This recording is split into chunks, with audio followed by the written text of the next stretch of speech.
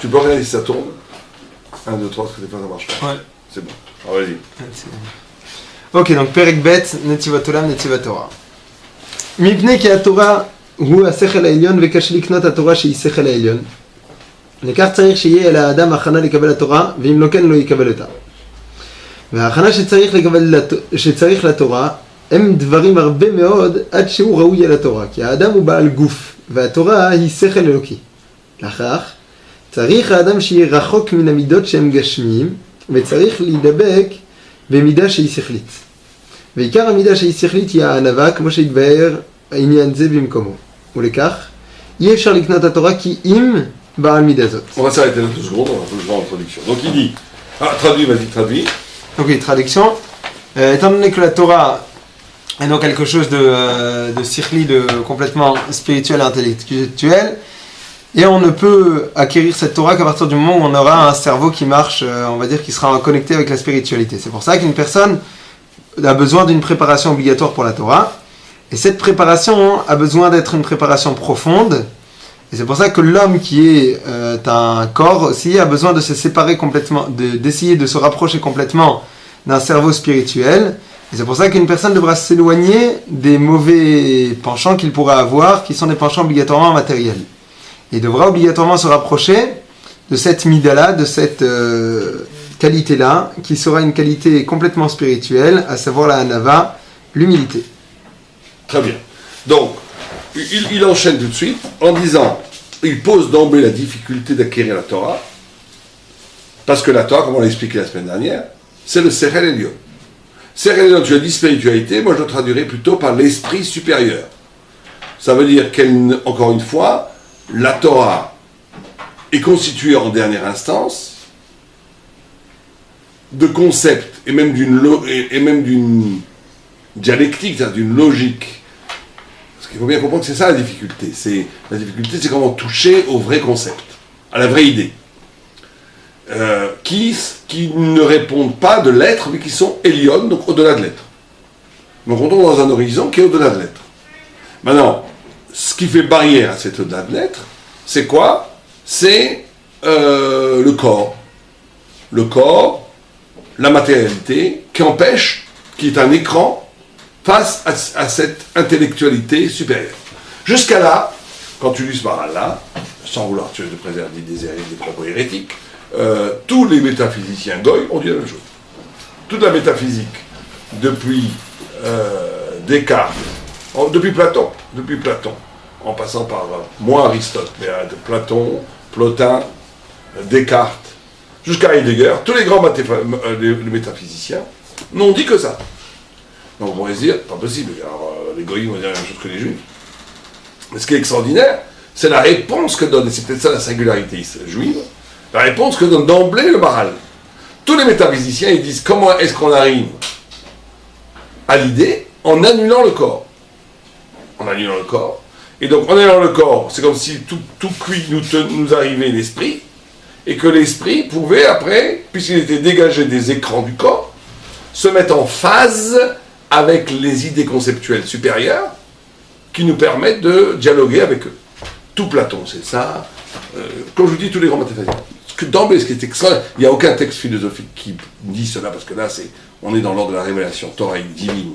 Ce que dit le Maharal, d'emblée, c'est que la solution à la contradiction humaine entre sa capacité d'atteindre l'intelligence pure et le fait qu'il est un homme de corps bestial, lié aux appétits, lié au manque, lié à l'être, lié au corps, lié à la matière, passe non pas par une annulation du corps, mais par une pratique morale qui s'appelle l'humilité. Et ça, c'est un chidouche extraordinaire. Puisqu'il dit que l'homme, que la clé pour arriver à résoudre la contradiction humaine qui est faite de matière et d'esprit, c'est pas l'annulation de la matière, c'est l'humilité. Mais l'humilité, c'est l'annulation de la matière, en quelque sorte. Quand on est humble, on quitte la matière, ça veut dire on se peut-être. Oui, on la quitte, mais d'une façon différente que ce que les goyim préconisent. C'est pas je détruis le désir, ou je détruis mon corps, ou je n'ai pas de femme et d'enfant, où je ne travaille pas, où j'annule toute activité physique pour être dans un état de contemplation et d'extase, comme le mot extase en français, c'est-à-dire sortir du stase, c'est-à-dire sortir de l'être, pas l'extase. Ça, c'est la solution Goy. Mais en vérité, cette solution Goy, elle ne va jamais très loin, parce que si tu n'as pas résolu ce problème d'humilité, ton extase elle-même, c'est-à-dire ta sortie hors de l'être, est constituée par quelque chose qui est très matériel sans que tu le vois, c'est toi-même, ton ego, ton orgueil, ton être à toi. Tous ces philosophes-là, ils ont tenté la révolution. Ils ont essayé de s'annuler. Qui? Tous les philosophes. Certains oui, certains non. Ça dépend des grands métaphysiciens, ils prennent cogner ça, je ne sais pas s'ils l'ont fait eux-mêmes. La question, c'est ce qu'ils l'ont fait. Comment? Est-ce qu'ils l'ont fait? C'est ça la question. Je ne sais pas. Platon était quelqu'un qui arrivait à des idées énormes au niveau de la compréhension. Donc certains raisonnements sont... un midrash dit que Platon a étudié chez... Vous connaissez l'histoire? Qu'il est arrivé sur le cotel et Jérémie pleurait. Et il lui a dit... toute cette...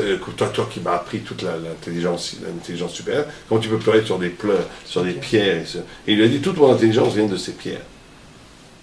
Vient de ces pierres. Et alors qu'est-ce qu'il a voulu lui dire par là? Je ne suis pas détaché de... Je ne pas détaché complètement de la maladie. Il n'est pas complètement dans une autre sphère.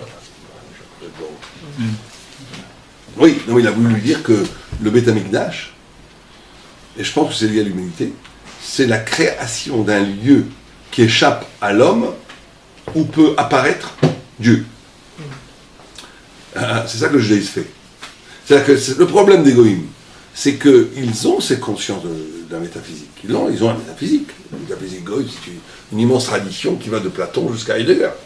2500 ans de tradition métaphysique.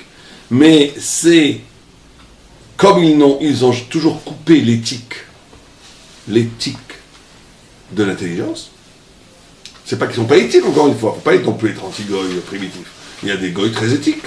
Mais ils n'ont jamais fait le lien entre l'éthique et l'intelligence. Jamais. Et même les philosophes qui sont les plus éthiques, comme Kierkegaard, par exemple, pour lui, sur l'homme, il y a 3 niveaux. Il y a le niveau esthétique, qui est un niveau esthétique, qui est le niveau qui est important, qui est l'exaltation de la beauté du monde. Il y a le niveau éthique, qui est le fait que toi-même tu te construis comme un être de bien, et après il y a un niveau spirituel. Mais ces 3 niveaux ont des liens, mais elles sont séparées. Dans le judaïsme, pas du tout. L'éthique, le fait il n'y a pas d'acte plus spirituel au monde que d'être sensible à l'appel moral de l'autre. Quand l'autre a faim et que tu viens à manger, c'est plus important à attendre d'aller prier. C'est pas que c'est plus important juste moralement, c'est que c'est une rencontre avec Dieu spirituellement supérieure à l'extase solitaire. Ça c'est juif. Ça, aucune pensée goy n'arrive à ça. Pourquoi? Comment ça se fait que non? Parce que justement, ce qu'a le juif qu'on n'a pas les goyim, c'est le temple. C'est-à-dire quoi le temple? Ça veut dire où l'homme est satellisé face à la révélation. Alors que chez le goy, comme il n'y a pas de révélation, qu'est-ce qu'il a? Que lui. Alors il peut affiner son lui, il peut affiner son soi. Il peut détruire son corps, il peut détruire son ego même à la limite. Mais il sera toujours lui. Et donc il est pris dans la matière de lui-même. Donc il essaie de se lancer vers l'infini divin, mais il est pris dans lui-même. Alors que le peuple juif, on ne lui a rien demandé. On lui a mis une Torah sur la tête, on a dit, on te tue tous. Alors on a été convoqués par Dieu. Donc nous, on n'a pas ce problème-là. Parce que nous, en vérité, on est d'emblée, dans notre tradition, détaché du moi et interpellé par la transcendance. Donc il se trouve un phénomène extraordinaire, c'est que on a cette capacité. On te dit donc, toi, comment tu peux arriver à écouter, à recevoir la lumière? L'humilité. Mais ce lien entre l'éthique et le spirituel, il est essentiel, parce que c'est la vraie spiritualité. C'est quoi? C'est pas juste un rapport vertical entre toi et le haut, comme la métaphysique le prétend. La vraie spiritualité, c'est la capacité de s'ouvrir à l'altérité. C'est la capacité d'être sensible à quelque chose qui n'est pas toi. C'est la capacité d'être la vraie transcendance, comme le mot même français le dit. C'est transcendant, c'est-à-dire au-delà de l'être. Qu'est-ce qui t'ouvre les portes de l'au-delà de l'être? C'est le rapport éthique. Le fait que je suis obligé de faire quelque chose pour quelqu'un d'autre, alors que je n'ai aucun intérêt à le faire, c'est une injonction spirituelle divine qui est beaucoup moins soupçonnable d'ego camouflé que toute grande extase spirituelle. Parce que dès que quelqu'un est dans l'extase spirituelle, c'est très bien, mais on peut toujours soupçonner des problèmes psychologiques. Pourquoi je plane? Parce que je veux plus, ma femme m'embête tellement que j'ai envie de me fuir le monde. Pourquoi je suis un grand frommeur? Parce que je veux me mettre des plaques et des plaques et des plaques de sainteté pour cacher en vérité mon égoïsme, mon égotisme, etc., etc. Là où ça ne trompe pas, je ne dis pas que Chas v'Shalom, tous les grands, il y a eu dans les rabbinim aussi des pratiques ascétiques et des pratiques extatiques. Il y en a eu beaucoup. Il y a dans les livres que les rabbinim allaient dans la forêt, etc. C'est important d'ailleurs. Mais c'est pas le summum de la summum de la spiritualité, c'est quand tu vois un pauvre qui a une tête patibulaire qui t'embête et qui pue un peu, qui vient t'embêter au moment où tu es en train d'étudier, et tu as envie de lui dire, mais fiche-moi la condition, il va travailler, tu es jeune, c'est le lieu de ça, comme ça va, et par souci du respect de lui, alors qu'il ne peut rien t'apporter que des ennuis, que personne ne te regarde, tu lui sors un petit billet de 20 shekels parce que tu dis, cet homme est un frère. Ça, quand Dieu y voit ça, ça vaut 1000 fois tes prières. Attends, c'est écrit dans son nom. Mais pas parce que c'est plus moral, parce que là, tu as fait une coupe, parce que l'extase, la métaphysique, l'arrachement à l'être, tu retrouves ton compte. Tu trouves le compte de l'expérience mystique. Donc c'est toujours soupçonnable d'être encore une hyperbole de ton ego.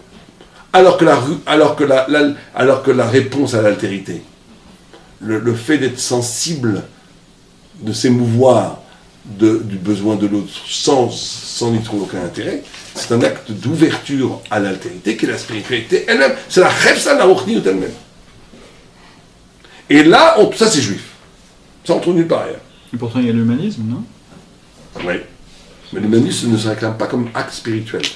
L'humanisme goy, c'est un égotisme universalisé. Ça veut dire que je veux me protéger moi-même, je veux me donner ma liberté, je veux m'aimer moi-même, je ne veux pas être confisqué par la violence spirituelle des idoles. Donc qu'est-ce que je fais? Je combats les religions.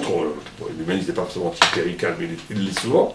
Je combats les religions pour faire l'éloge et l'apologie de l'homme, de l'humanité, comme lieu de fraternité. Mais ça, c'est la tour de Babel. C'est la tour de Babel contre Dieu. On crée un humanisme contre Dieu. Un humanisme spirituel, ça n'existe pas. Ça n'existe pas. C'est-à-dire que l'humanisme, en vrai, c'est uniquement parce qu'un jour, peut-être, j'en aurai besoin, et donc je préfère avoir un monde dans lequel, le jour où j'en aurai besoin, ça marchera bien pour moi. C'est une analyse politique très, très possible, qui a été défendue par Hume et par Locke, par exemple, qui pensaient que toute morale politique était une morale intéressée par définition, que c'était bien qu'elle soit intéressée. Machiavel l'avait dit avant eux.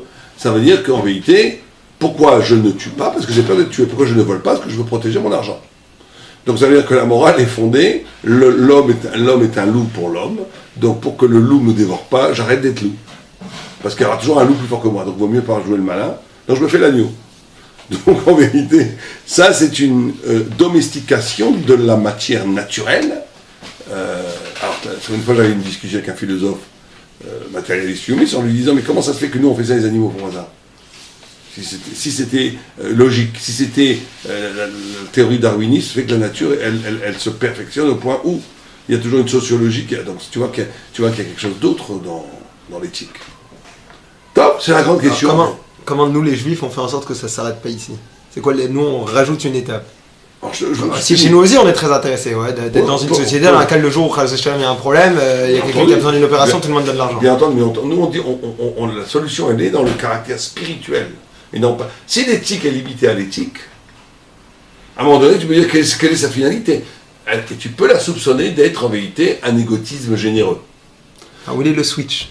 Le switch, il est quand tu fais les choses, non pas. Tu fais les choses comme un exercice spirituel pour rejoindre Dieu. C'est-à-dire que l'éthique ne devient pas une éthique simplement fraternelle, elle devient un exercice spirituel pour rejoindre Hachem, pour rejoindre la... Et là, c'est là où il faut faire attention aussi, parce que ça aussi, ça peut être récupéré par l'ego. Mais l'idée principale, si tu préfères, c'est que la vraie spiritualité, c'est un arrachement à l'intérêt. Or, l'humilité étant la première clé de cela. D'accord, on va voir justement, il continue, je me rappelle ce texte, c'est un très beau texte. Allez-y, Rabbi. Oui, Perek Kama des Ta'anit.